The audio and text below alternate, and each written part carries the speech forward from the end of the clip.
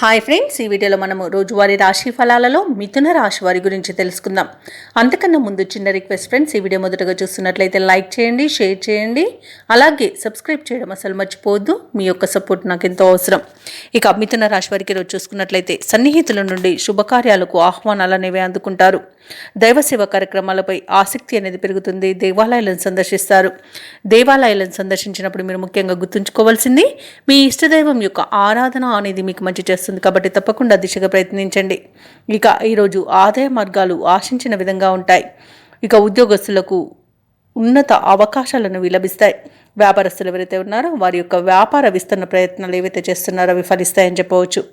ఇక ఈరోజు మిథున రాశి వారికి నూతన వాహనం యోగం అనేది కనిపిస్తుంది. నూతన వాహనాన్ని కొనుగోలు చేస్తారు.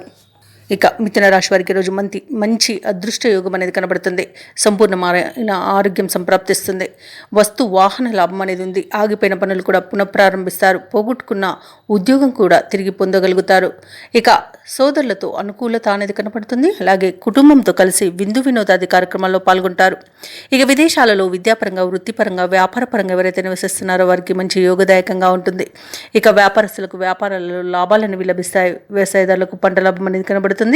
అలాగే భూక్రయ విక్రయాలలో ఎవరైతే రియల్టర్స్ ఉన్నారో వారు మంచి లాభాలను అందుకుంటారు. ఇక విద్యార్థులకు విద్యాలాభం అనేది కనబడుతుంది. విదేశీ విద్యా అవకాశాలు కూడా లభించవచ్చు.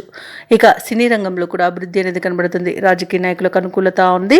అలాగే వైద్యులకు ఆనంద యోగం అనేది కనబడుతుంది. వివాహ ప్రయత్నం చేస్తున్న వారికి వివాహం నిశ్చయమై అవకాశం కనబడుతుంది.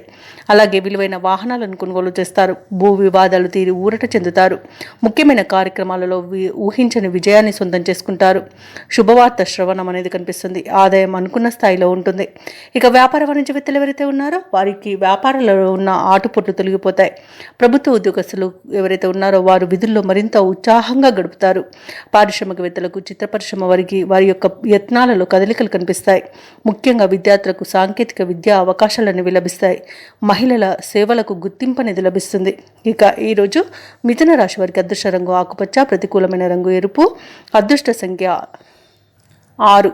ఈరోజు మిథున రాశి వారు శ్రీ వెంకటేశ్వర స్వామి స్తోత్రాలు పఠించడం వలన మంచి శుభ ఫలితాలను పొందుతారు. అలాగే పనులలో వచ్చే ఆటంకాలని తొలగించుకోగలుగుతారు.